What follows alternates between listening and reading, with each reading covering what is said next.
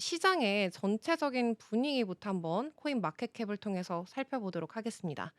지금 크립토 시장의 공포 탐욕 지수를 한번 살펴보시면 저희가 0점에 가까울수록 시장이 극도의 공포 상태다. 그리고 100점에 가까울수록 시장이 탐욕 상태다라고 말씀을 드렸는데 지금 점수가 딱 50점까지 내려왔죠. 내려왔네요. 중립이라고 할 수가 있겠습니다.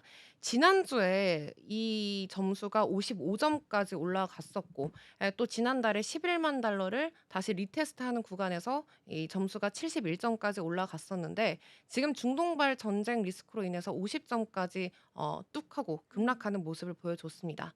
알트코인 시즌 인덱스도 계속해서 비트코인이 강세 우위를 차지하고 있는데 이게 저희가 0점에 가까울수록 비트는 신이야 음. 단계 그리고 100점에 가까울수록 우리가 모두 다 기다리고 있는 알트코인 불장이다 생각을 해주시면 돼요. 또 여전히 다른 알트코인들이 이 중동 리스크에 정말 와르르 무너지고 있기 때문에 네. 또 비트코인은 상대적으로 굉장히 지금 잘 좋은 이 방어력을 보여주고 있거든요. 그래서 또 이 점수가 어제보다도 또 1점 단계 내려온 26점을 차지하고 있습니다. 자, 비트코인 도미넌스가 이 시장의 점유율을 뜻한다고 했는데 도미넌스가 오늘장에서는 63% 가량을 차지하고 있고 최근에 사실 비트코인이 11만 달러를 재돌파를 해주면서 이 도미넌스가 굉장히 많이 오르기도 했었죠. 하지만 이더리움이라든지 다른 알트코인들이 다시 추세가 전환되고 치고 올라오는 순간 도미넌스가 굉장히 많이 빠지기도 했습니다. 그런데 지금 전체적인 알트코인 시장 자체에 투자자들이 신뢰를 좀 못하고 있다 보니까 비트코인 점유율이 다시 또 한번 치고 올라왔다. 이렇게 보시면 되겠습니다. 지금 점유율 같은 경우에는 지난달 그리고 지난주랑 대비해서 굉장히 비슷한 수준을 다 이뤄주고 있고 그리고 오늘 비트코인 차트도 한번 살펴보셔야겠죠. 아까 말씀을 해주셨던 것처럼 중동발 전쟁 리스크에 급락하는 모습을 보여줬다가 다시 또 한번 반등하는 흐름을 그려냈습니다. 이 비트코인 같은 경우에는 제가 지난번에서 이야기를 해드렸듯이 이렇게 추세를 30일 이평선 아래로 뚫고 내려왔을 때 이 볼린저 밴드 하단을 맞고 다시 이렇게 횡보하는 추세를 그려낸다면 우리가 알고 있던 이런 긴 횡보를 다시 한번 또 볼 수 있는 구간이에요. 그러다 보니까 이런 부분까지 유의를 해 주시면서 대응 전략을 짜야 할 것 같고 만약에 여기서 추세가 전환이 된다면 한 번 더 볼린저 밴드 하단을 맞고 다시 상단을 찍은 다음에 30일 이평선을 맞고 반등을 했을 때 그때가 우리가 상승 추세로 전환이 될 가능성이 높다라고 생각을 해 보시면 되겠습니다. 근데 제가 이제 또 재미있는 걸 좀 보여드릴 텐데 비트코인이 많이 "우리 암호화폐 시장이 힘들다." 이런 말이 많잖아요. 특히 네. 이번 상반기에는 트럼프 대통령의 그런 친암호화폐 스탠스 때문에 굉장히 많은 사람들이 기대를 했는데 안타깝게도 이 모든 기대감을 져버렸죠. 근데 우리가 이런 부분에서 나무보다는 숲을 한번 바라봐 보셔야 할 것 같아요. 어. 그래서 제가 비트코인 월봉 차트를 한번 보여드리겠습니다. 앵커님이 보셨을 때 지금 이 월봉 차트를 이게 하나 봉당 한 달이라는 거잖아요. 네. 어떻게 비트코인이 추세가 꺾인 것처럼 보일까요? 아니요. 그쵸. 하락으로 전환됐다고 하기에는 굉장히 지금 추세선을 잘 지지해 주고 있고 심지어 무려 지금 3 개째 양봉을 이렇게 그려내고 있습니다. 네. 그러다 보니까 우리가 이런 구간에서 아직까지 추세가 꺾이지 않았다라는 거 우리가 나무보다는 숲을 바라보시면서 생각을 해 주셔야 할 것 같아요. 월봉 차트도 참고해 보면 또 그렇게 판단할 수 있겠지만 네. 제가 듣기로는 이제 유가가 급증할 때마다 비트코인이 급락했다가 다시 급증하는 모습을 패턴을 항상 보인다고 하더라고요. 오. 그래서 지금 유가도 5 개월 만에 최고치로 올랐으니까 맞아요. 또 하나의 어떻게 보면 매수 기회로도 작용할 수 있는 걸까요?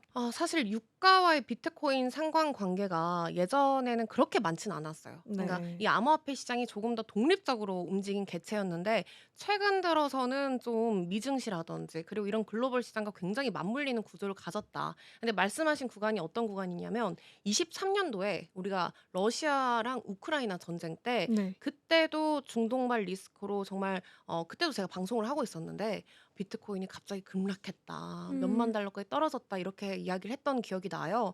하지만 또 되레 그런 구조적인 리스크가 아니라 단기적인 그런 리스크는 금방 또 반등하는 흐름을 그려냈거든요. 네.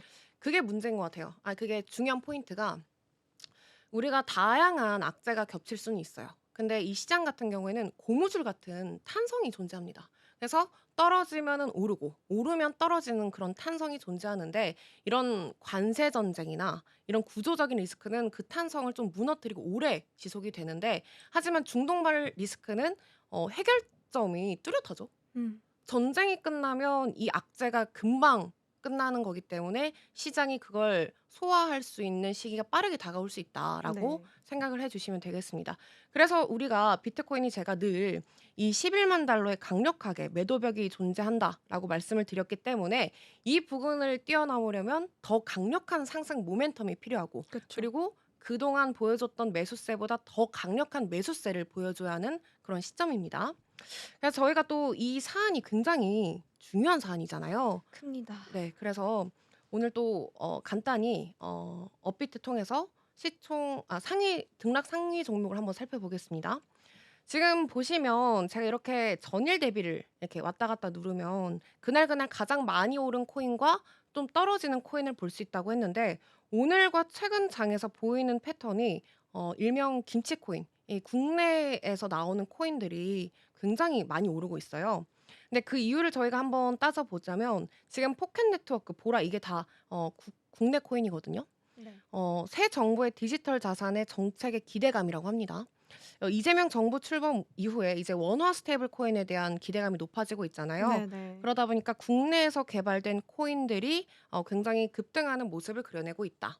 근데 많은 투자자들이 굉장히 걱정하는 부분이 이런 부분인 것 같아요. 어떤 부분이죠? 왜냐면 이런 말이 있습니다. 이 암호화폐 시장의 마지막 피날레. 그러니까 불장의 마지막 피날레가 김치 코인이 간다. 이런 말이 있거든요. 네. 실제로 빅캡과 미들캡이 가고 나서 스몰캡 위주의 종목들이 거래량이 마구마구 터지면서 반짝반짝하고 그때가 불장의 피날레다. 이런 말이 있기 때문에 지금 시장의 투자자들이 이렇게 국산 코인들이 가는 거에 대해서 우려감을 좀 표출을 하고 있는 것 같아요.